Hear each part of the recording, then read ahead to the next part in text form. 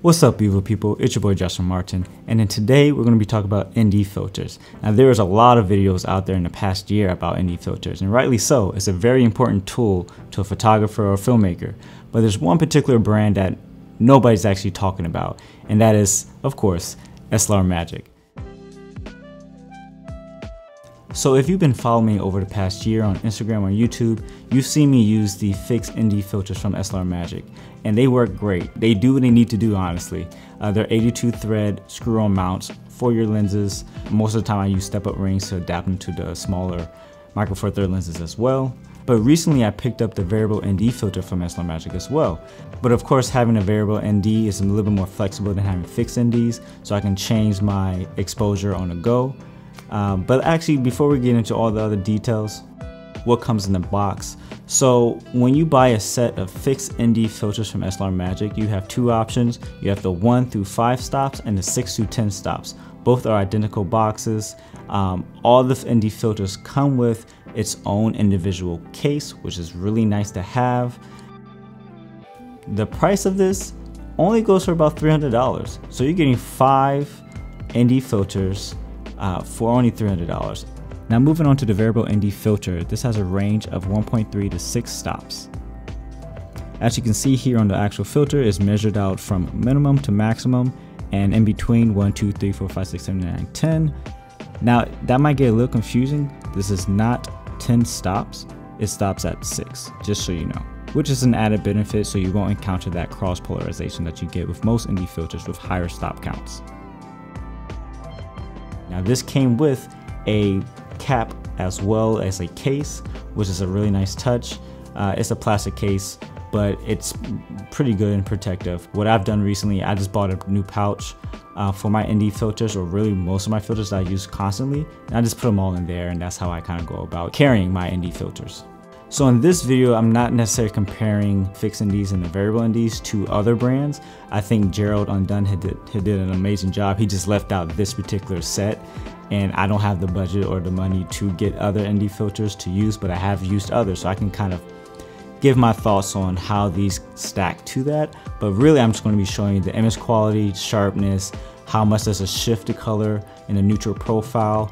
And with the Blackmagic Pocket, a lot of people have been talking about the IR pollution issue. Basically, when you have blacks and direct sunlight and you have stronger ND filters on it, it turns red. And we're going to look at how these filters handle that issue.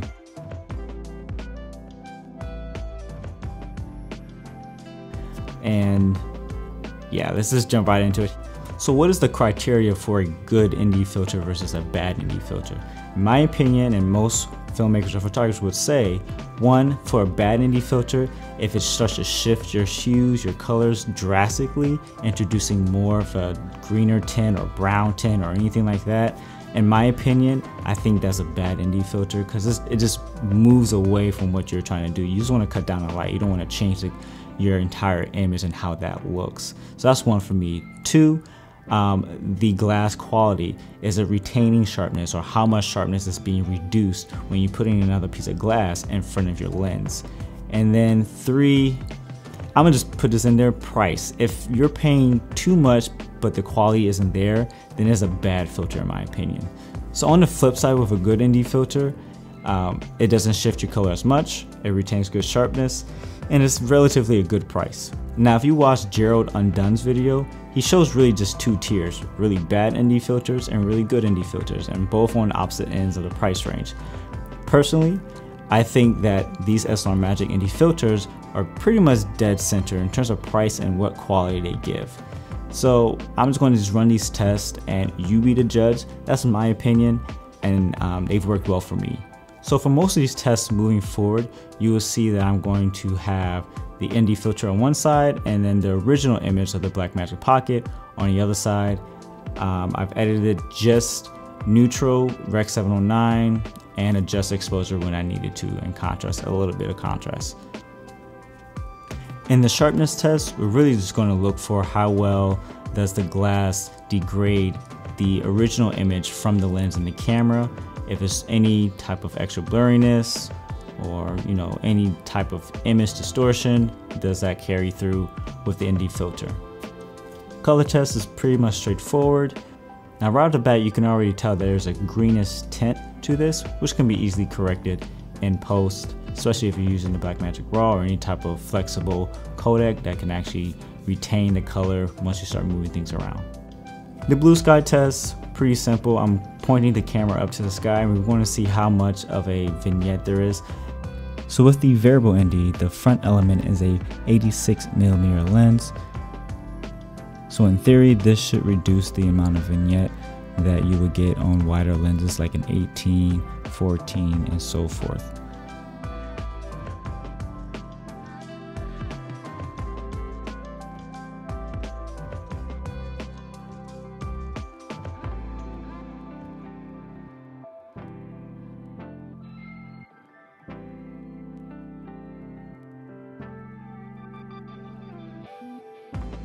So here's some footage of my 8mm lens, and I'm going to rotate this to the darkest settings for the variable ND, and you'll see that this causes a lot of vignetting.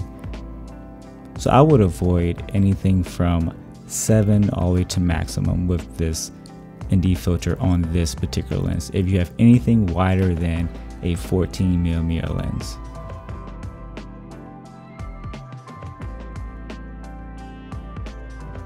Now onto the IR test. I'm going to let some footage roll with me holding the slate case for my iPhone, and you'll get to see what these NDs are going to do to my black shirt. And for comparison with the fixed ND, I use a 6 stop to match the 6 stops on the variable ND.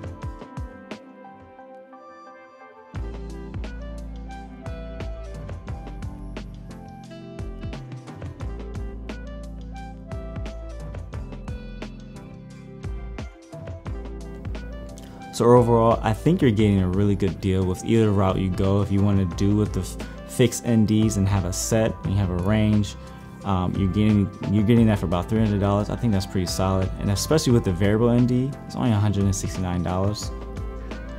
So you gotta really think about the price versus the quality that you get. And you can do this test on your own.